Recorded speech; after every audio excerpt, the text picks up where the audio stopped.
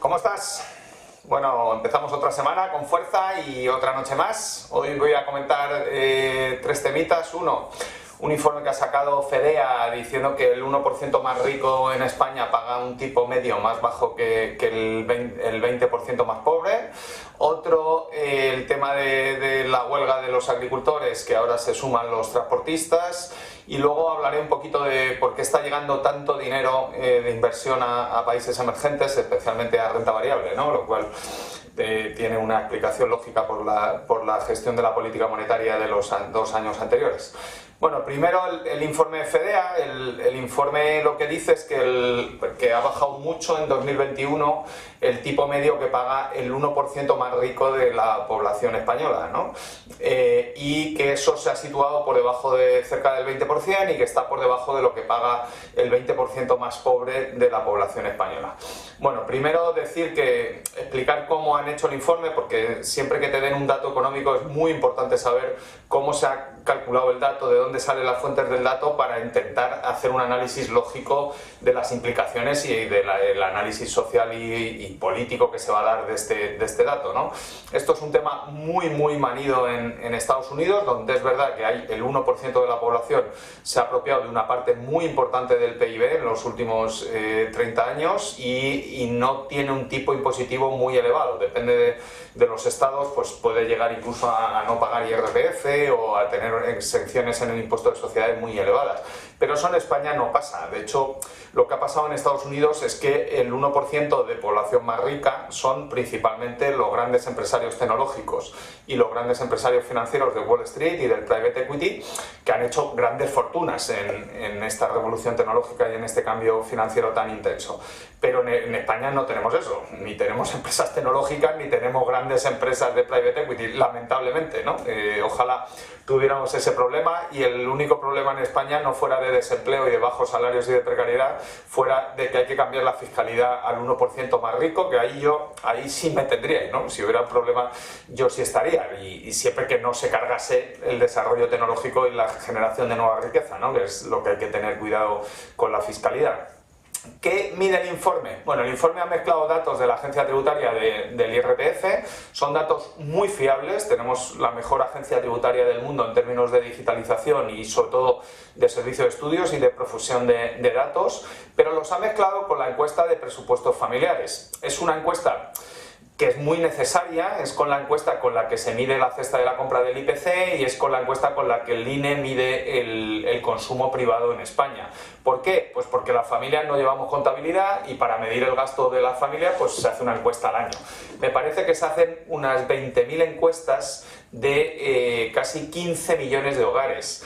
Por lo tanto, estamos hablando de una encuesta con una muestra bastante representativa, pero bueno, que tiene sus limitaciones. La muestra tiene varios problemas. El principal es que no mide bien las dos colas. Ni mide bien el 20% de abajo, ni mide bien el 1 o el 10% de arriba, ¿vale? Entonces, justo están usando los datos que en una escuela de economía y en una asignatura de estadística diríamos que no había que usar. O sea, cuando no tienes una muestra significativa no puedes hacer análisis y sacar conclusiones de algo que no tienes, ¿vale? Están analizando 2 años que son excepcionales en la historia de la humanidad, de la economía. O sea, nunca había habido una pandemia global, nunca había habido una caída del PIB tan desproporcionada. Entonces, claro, están comparando 2021 con 2020. Bueno, si yo no lo haría, pero bueno, si quieren volver a hacer ese análisis y volver a sacar el paper, que saquen una serie muy larga y por lo menos si es posible, que no pille el año del 2012, que también fue un año muy excepcional por el tema del rescate, y el 2008, ¿no? O sea, que cojan una muestra, pues yo qué sé, desde el 2015 hasta el 2023, que quiten los 2 años que han usado, que son los malos, ¿no? Y que vayamos a un análisis de los datos normalizados, ¿no? Yo, repito, con la encuesta de presupuestos familiares no me atrevería a hacer un análisis de cuánto paga el 1% de gente más rica en España, y tampoco me atrevería a decir cuál es la situación y cuánto paga el 20% más pobre, porque el 20% más pobre es gente que está fuera del sistema, que están en barrios normalmente marginales, que tienen una desafección con el sistema político y social muy fuerte. De hecho, son los barrios donde menos participación hay en las elecciones generales, en las elecciones autonómicas y municipales, y se entiende, ¿no? Porque se sienten abandonados por el sistema. Es la gente que peor le va y que está abajo, ¿no? Entonces, esa gente no contesta a las encuestas. O sea, cuando va el encuestador del INE no le abren ni la puerta, nadie va a ir a sancionarles, no le puedes cobrar una multa, no tienen dinero, no tienen cuenta en los bancos, no les puedes embargar.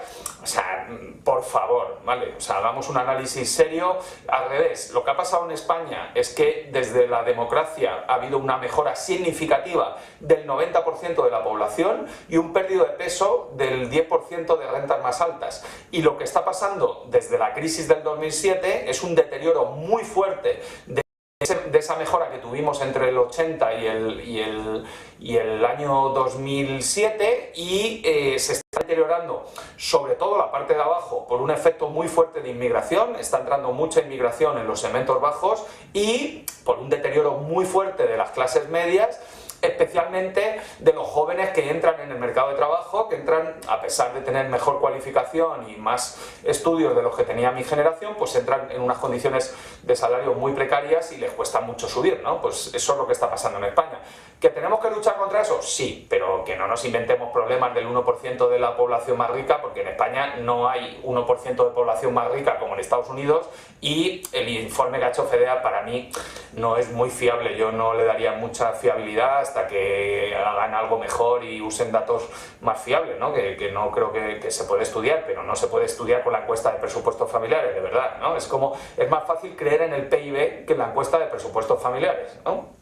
Bueno, tenemos ya una resolución de la plataforma de transportistas y entonces ya los medios están diciendo el transporte se suma a la huelga. Bueno, eso no es verdad. La plataforma es una de las más asociaciones que hay en el sector, está muy atomizada, representa a muy pocos camioneros y salió muy dañada de la huelga anterior, que si recordamos colapsaron el país. Colapsaron el país y tuvo un impacto tremendo en el PIB de ese trimestre, porque prácticamente estuvimos desabastecidos en muchos centros logísticos casi durante una semana o 10 días por el uso de la violencia. O sea, se enfrentaron a otros camioneros, les quemaron camiones a otros camioneros.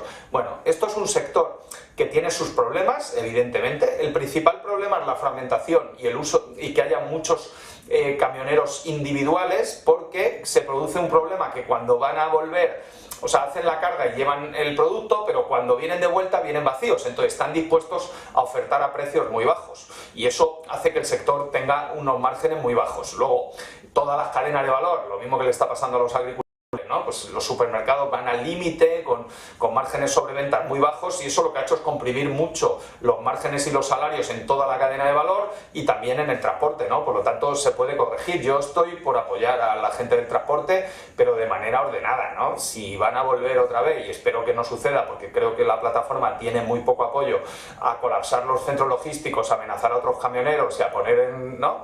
Pues eso no es una huelga y una asociación de camioneros, eso se llama mafia, ¿vale? Entonces no podemos permitir, ¿no?, que en un país de la Unión Europea no se cumplan las leyes. ¿La gente tiene derecho a manifestarse y a criticar al gobierno? Por supuesto, yo lo hago aquí todos los días en este canal de televisión, pero cumpliendo las leyes, ¿vale? Y si no cumple las leyes, pues la policía y la Guardia Civil tendrán que actuar, ¿no? Si no lo entienden, pues para eso está el Código Civil, y si no lo entienden el Código Civil, pues el Código Penal, ¿no? El que se salte las normas, como el del tractor el otro día, y ponga en riesgo la vida de un conductor pasándole con el tractor por encima del coche, pues puede ir a la cárcel. Pues por supuesto, para eso estamos en un Estado de Derecho, ¿no? Es que no puedes ir en dirección contraria con un tractor y pasar por encima de un coche porque te estás manifestando. Bueno, si alguien no entiende eso, yo creo que se lo explicamos sencillamente en la televisión, defendiendo el derecho que tienen los agricultores y los camioneros y los transportistas a quejarse, pero ordenadamente.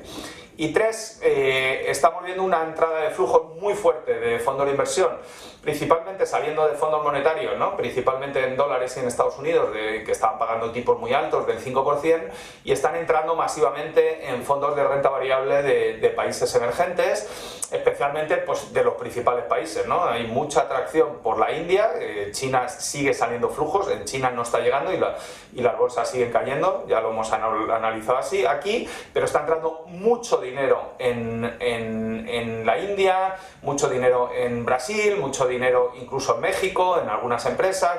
Bueno, ¿por qué? Bueno, pues porque estos países, sorprendentemente, yo estudio y enseño macroeconomía y finanzas internacionales y políticas monetarias desde hace 30 años, claro, si a mí me dicen que Brasil y México iban a hacer una política monetaria mucho más restrictiva y más eficaz de lucha contra la inflación en el año 2021 que la Reserva Federal de Washington, pues yo no les habría creído, pero eso es lo que pasó. O sea, los emergentes subieron los tipos antes y con más intensidad para frenar la inflación en sus países que lo hizo Estados Unidos y, por supuesto, muchísimo antes que Europa y el BCE.